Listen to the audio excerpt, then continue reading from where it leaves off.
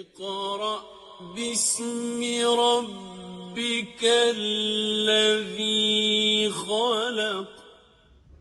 Kardeşlerim, eğer de demokratik yerden alıp barasak, en demokratik kitap bu Kur'an-ı Kerim. Çünkü Allah Subhanahu wa Ta'ala Kur'an-ı Kerim'de öz sözünü de getiren, İblis'in de sözünü getiren. Allah Subhanahu wa Ta'ala Kur'an-ı Kerim'de yeter, Euzu billahi mineşşeytanirracim. سيقول الذين أشركوا لو شاء الله ما أشركنا ولو آباؤنا ولا حرمنا من شيء. Müşrikler aytdilar. Allah dilagan bo'lsa biz atilarimiz de şirk keltirmas edik. Ham bir narsa qilmas edik. Al-An'am surasi 148-oyat. Nasaga namozni o'tamaysan? Alloh yozgan. Nasaga o'g'laysan? Alloh yozgan dedi. Nasa zina qilasan? Alloh yozgan. Alloh bunday bildirsin. Allah kulunda ayet yarı. Rizq bit bu dünyada Allah kulunda şolay bit. Ayet. Sen nasıl sen tülkünü yaşaysan. Rizqni bo'ldirir uchun bu dunyoda fatir, mashina, oshxonaga, kiyinirga mana shularni bo'ldirish uchun kuni ishlaysan bit. Allah kulunda deb aytmaysan. Sen ne için bizler kardeşlerim? Eğer de biz din turunda aytamiz, aytamiz Allah kulunda deymiz. Eğer de mal turunda söylesek o'zimiz tirishamiz. Hatta turli qiziq maqollar da o'ylab chiqaramiz. Kim ishlamaydi, kim oshamaydi deymiz. Shunday. So'ng agarda mana bu dunyoda kim ishlamay shul oshamaydi, kelajak oxiratga da qarata shunday yo'q. Kim bu dunyoda turishmay, oxiratda rahat bo'lsin uchun, oxiratda da rahat bo'lmas. Oxiratda da oshamas. Oshasa ziyon keltiradigan noshor, tamsiz tanına, cesedine ziyan getiradigan narsalar albatta o'xshaydi. Cehennem o'tida. Shunga ko'ra shuni unutmasak kerak kardeşlerim. Chunki har bir ishlar kishiga Allohdan tirashasın. Tega shunda his borliqqa keladi. U imishdir какой-то Jibril alayhisalom kelganini kutaverasiz. Jibril alayhisalom keladi, qo'lni tutib ayda Ibrohim namoz o'qiradi deb olib borib keldi. Albatta biz ko'p ishlarda namoz turida siylaymiz. Uni misol keltirib olamiz faqat. O'ylamasdagi biz namoz o'qiymiz, endi bilamiz, namoz turida so'z bormaydi faqat. Namoz u misolgina. Biz o'zimizning g'ayiblarimizni bilamiz. Bu vaqtda u bizning g'ayibga burilgan, Allohga yo'naltirilgan kardeşlerim. Mana shu bizda xato bo'lgan narsa, bizda kimchilik bo'lgan narsaga bu yo'naltirilgan bo'ladi. Chunki agarda bor ekan, biz albatta yo'qlashga tiyishmiz. Bu duralmaymiz Allah qo'lida deb o'tirib kerak kerakmi? Chunki albatta Allah qo'lida, lekin Alloh taolo bizga har birimizga ixtiyor huquq berdi. Allah subhanahu va taolo Qur'oni Karimda aytadi: A'udhu billahi minashshaytonir-rojim. Innaka la tahdi man ahbabta, walakinalloha yahdi man yasha. Haqiqatda sen yaratgan kishilarni to'g'ri ko'ndira olmaysan, lekin Alloh kimni tilay shuni to'g'ri ko'ndiradi. Al-Qasas surasi 56-oyat. Mana bu Alena Hazret aytdi, Allah Teala kimni tilay shuni ko'ndiradi, kimni tilamay shuni ko'ndirmaydi. Bunda kardeşler biz onlara kerak, unutmasak kerak. Çünkü birinchi Allah Subhanahu wa Ta'ala Peygamber Muhammed sallallahu aleyhi ve sellem bu ma'lumotni yetkazgani ishi. Çünkü Peygamber Muhammed sallallahu aleyhi ve sellem kuni-tuni kishilar uchun qayg'urib yuradi.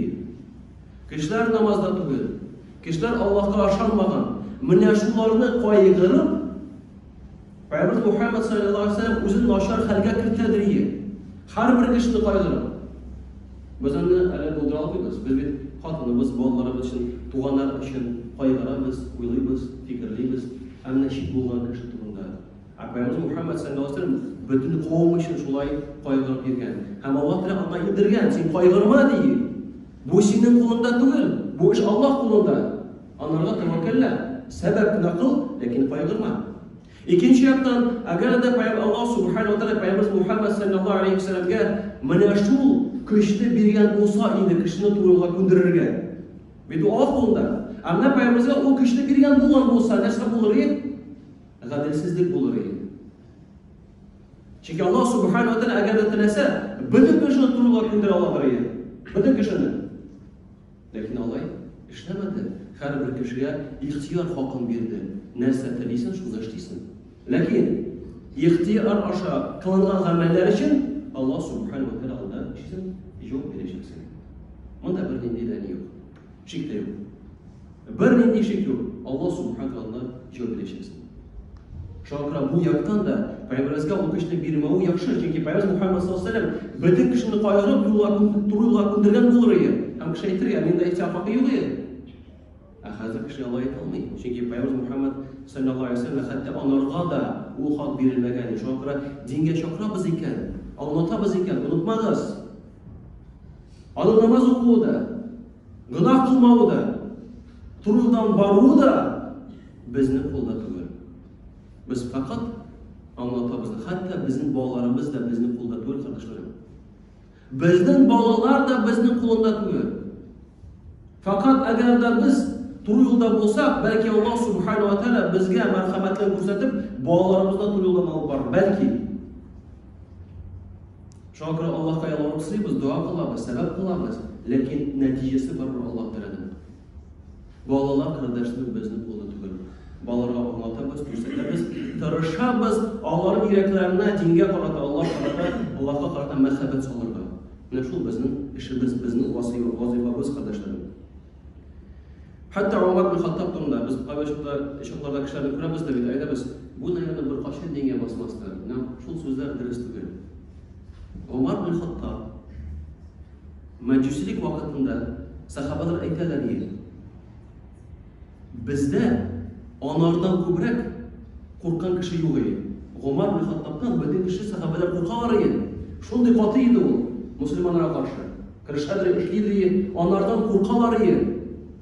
Аллаһ Тәала шул кешенең йөрәген алды да борды бер секундта. Алды да борды. Һәм турыга күнде. Шуңа күрә кеше турында бу намазы бер кашан басмас. Бу мондый булыр, бу начар, бу тиле, бу җәһәннәм утында дип әйтергә ярамый. Бу безнең кулыбызда түгел, бу Аллаһ кулында.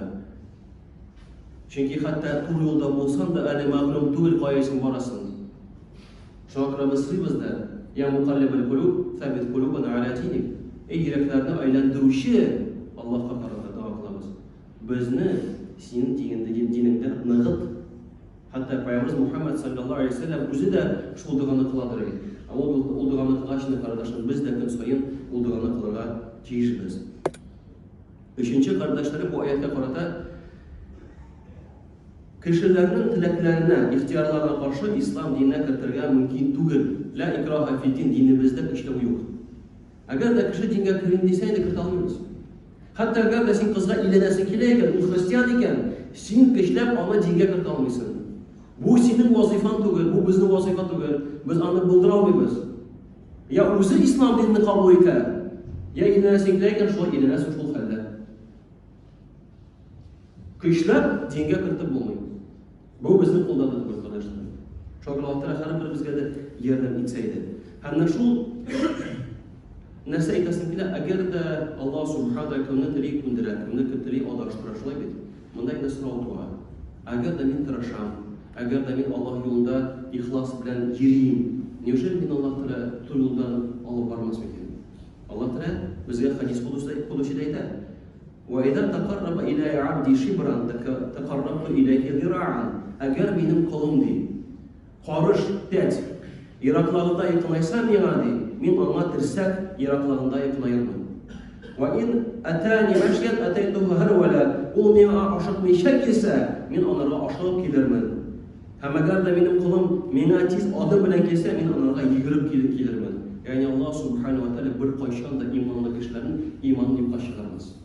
Әгәр дә без тырышабыз икән, әгәр дә без сыйбыз икән, ихлас күңелдән, Аллаһ субханаһу ва тааля безне адаштырмас. Бер бабай әйтмеш ди, бабай кем җәннәткә ләгән дигәч, без ләкмәсә кем ләксә инде ди. Менә шундый кардәшләр өмет булырга тиеш. Ул дөрес тә. Һәм икенче яктан курку да булмаска кирәк. Аллаһ Тәала Кур'ан Кәримдә әйтә: "Аузу биллаһи минәш шайтанир раҗим. Ва ма кана Аллаһу юди'у иманакум." Аллаһ бер кайчан да сезнең иманыңызны югалырга бирмәс. Ал-Бакара сурәсе 143-нче аят. Ләкин әгәр дә кеше тели икән, үзе адашырга, инде үз хатасы аша адашканда ул кешеләр. Аллаһ Тәала чөнки һәрбер кешегә ихтияр хакын бирде. Аллаһ субханаһу ва тааля хадис кудусida шундый матур сүзләр әйтә, мөрәҗәгать итә. Эй адам баласы, Seni rızıklandırам degan va'da berdim. Ko'klarni ham yerni yaratdim.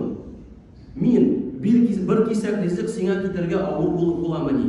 Yo'q endi, rizqni Alloh taolo bizga har birimizga beradi. Ey odam bolasi, rizq turida sendan so'ramayman, sendan rizq so'ramayman de. To'g'ri yo'ldan bo'lu turida senga tilayman, sendan so'rayman deydi Alloh taolo. Ey odam bolasi, ni ishni sen men so'ramay turgan, men tilamay turgan narsa bilan ko'proq shug'ullanasan. Amin. Tilagan so'ray turgan narsa bilan azrab ishlaysan. Alloh taolo qardoshlar har birimizga da nasib etsa da unutmasqa. Agar da biz tirishamiz ekan, Alloh taolo murojaat etib so'raymiz ekan, agar da o'zimizni natijamizni bilamiz ekan, tilimiz jannatga kirun, Alloh taolo bizni iymonimizni yo'qqa chiqarmaydi. Lekin agar da kishi o'zi adashib o'tirar ekan, agar da o'zi gunoh qildim deb yurar ekan, endi qardoshlar bunda o'zinda g'ayib. Çünkü Allah Teala Kur'an-ı Kerim'de aytmaydi, men adashtiram mu'minlarni deb. Adashtiram zalimin, adilsizliklarni, fasiqin, fasik bo'lgan kishilarni. Ama Allah Teala har birimizga da Allohdan bizga bo'lmasqa nasib eylasaydi. يا أيها الذين آمنوا استعينوا بالصبر والصلاة إن الله مع الصابرين